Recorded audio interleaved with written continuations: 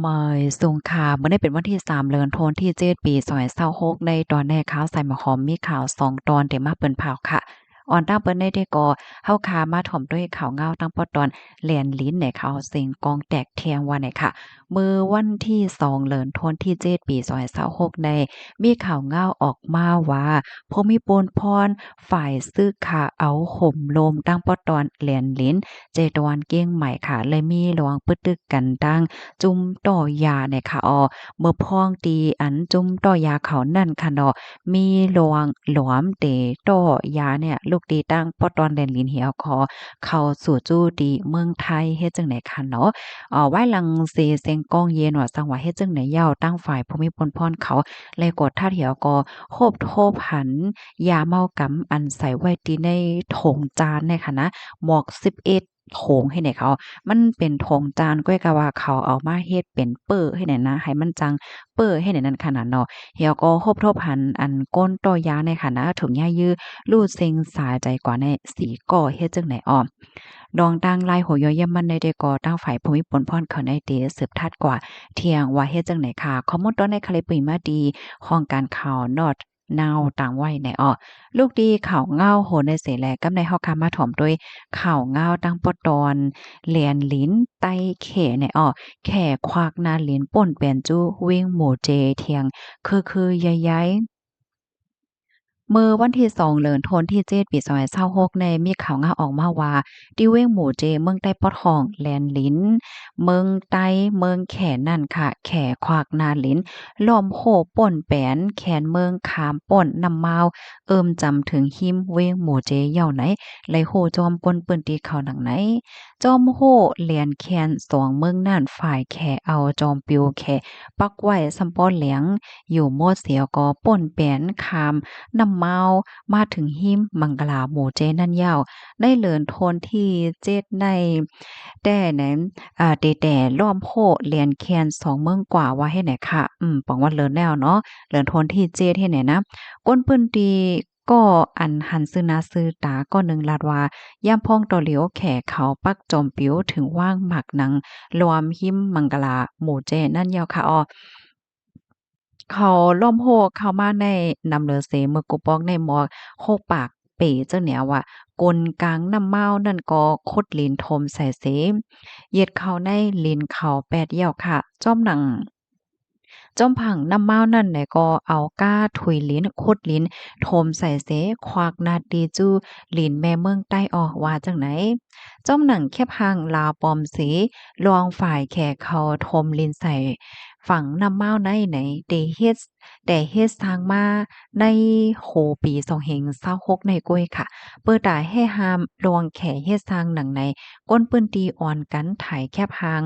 างโต้งต่างเนอสื่อตรงก้น ให้ก้นหลงปานเหนือคู่ถึงอยู่ว่าในเซตาก็อำหันผู้ไหลภัยจุ้มไหลมากดแจดทัดด้วยปันสืบลาเที่ยงว่าเฮาคาก้านว่าป้อหลงปองจึงเขาหันแม่นเย้าอยู่เคเดลงกดทัดในเขากำลื่นก็อำทูตสังค่ะเคเขาอ่าขายปันเมืองแขแลอ่ำมาด้วยมาเยี่ยมคายโยว่าจังไหนอันแขล้อมโพป่นเปลี่ยนเขาใน นางลินเมืองใต้นั่นตึกให้ลอกหน้าก้นเมืองกอเข้าป้าจอมตั้งนำเทียงก้นปืนตีหมู่เจสืบลาเทียงว่าตึกให้ลอกหน้ากอป้ากว่าค่ะก้อยกาเฮาก้นเมืองอ่ำจางลาสังจอมค่ะฝ่ายแขเขาเอาเคิงจากเจ้จุงมาโคดลิ้นอยู่ปุ่นออโซยาฝ่ายเมืองเฮาก็อ่ำตักเสียงสังว่าไหนในปี2026ในไหลหันเมืองแขขวากดานลิ้น รวมโพจูหลินแม่เมืองใต้ตั้งปอดนำตึกนำผาเช่นสวยหอนำคำหมูเจบางตีก็1ปากทัดบางตีก็3ปากทัดจังไหนเคยย้ายเสฝ่ายซึกมารโฮมตั้งซึกว่าซึกเกากลางจื้ออันก้มกำแลนลินปอดตอนนั้นอำแกดแขอำลาสังจอมขึ้น หรือเสนั่นเมื่อวันที่15เดือนธันวาคมปี2026นั้นสื่อข่าวปาใต้ซึกมานยังแห่หามอำปันแต้มเปิ้นเผาลอกอันเมืองแขขวากนาลินล้อมโหเขาจู้ฝั่งเมืองใต้เทียงลูกกวาดป่นมาพ่องปี2020นั่นก็ในแขเอาลวงตั้งเป็นโควิด19เนี่ยสิล้อมโหขวากนาลินจู้ฝั่งเมืองใต้แลเมืองขางอยู่เหมือนกันพ่องนั่นแต่และหันฝ่ายลงปอนจึงเมื่อห่มตุ่มในสารคัดอยู่ในออก เกี่ยวกับเลยร้องในเสพองดันแขขึ้นลาดว่าป้อตั้งเป็นวอดว้ายหายเหย่าเตปดออกโหแคนแลนเลนจับขึ้นวันในเสตาดอถึงย่ำเหลียวอำหันโปดออกปันก้วยมก้ายังสืบล้อมโหควักหน้าลิ้นเข้ามาจู้เมืองคมตุ่มเทียงอยู่เหย้า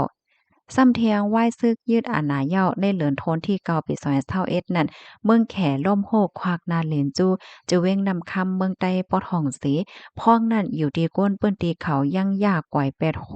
แข่อันควักนาลินนั่นอยู่ก้วยฝ่ายซึกมานแต่อำหันลาสังจอมเมืองแขแลเมืองคมตุ่มในมีนาลินติดจับกันตั้งยาว2เฮงกิโลเมตรปลายสิตาแกลีดปัญหาหิมจิ้งนาลินในแก่สองจึงเมืองปีหนึ่งแห่งกะบาก97นั่นเลยลงลายมือลีโคมหมายการจัดการและการโฮมมือจมเหรียญเหรียญจาบเมืองคมตรงเมืองแขวาในเซตาเมืองแขล้อมโพป่นเปลี่ยนเข้าจู้นาลินเมืองคมตุ้มอยู่คือใหญ่นะคะข้อมูลตอนในคาเลยเปิงอิงเอามาดีห้องการข่าวเงาหางเสียงใต้เตรียมต่างไว้นะคะข่าวเงาอันนี้ก็เป็นข่าวดีอันหลีเปิ้นแผ่ให้ก้นในเมืองเฮาก็แลสังก้นกูตีกูตั้งให้ปอไหลรับโฮค่ะเนาะลองตั้งเปิงเป็นจังได๋เนี่ยค่ะบางจื้อก็มีความถามค่ะเนาะเฮียงแลซ้ำเฮ็ดจังไหนนั่นค่ะน่ะเนาะมื้อเหลียวใดจักหนังที่ฮู้กันค่ะเนาะแขก็เป็นม้าเมืองมหาอำนาจที่2ของโลกค่ะเนาะก้วยกาวาลวงตีอันควักเข้านาลินอยู่ๆควักเข้านาลินเปิ้นจังไหนใน มันกึ่งลีเฮ็ดอยู่5ย่อก็มันเป็นตัวอย่างลีอยู่5ว่าซั้งว่าเฮ็ดจั่งเนี่ยบางเจ้อเปิ้นก็มีความถามน่ะค่ะพี่น้องเฮาเขาคะโลหันถึงจังหือพองปันตั้งหันถึงมาลัยน่ะค่ะเนาะค่ะนี่ก็เป็นสายไหงเงาลายค่ะเนาะยินจมปกอที่รับถอมปันแห้งค่ะย้อนให้อยู่ลีกินหวานและรอดเพกันค่ะมอยซุงค่ะ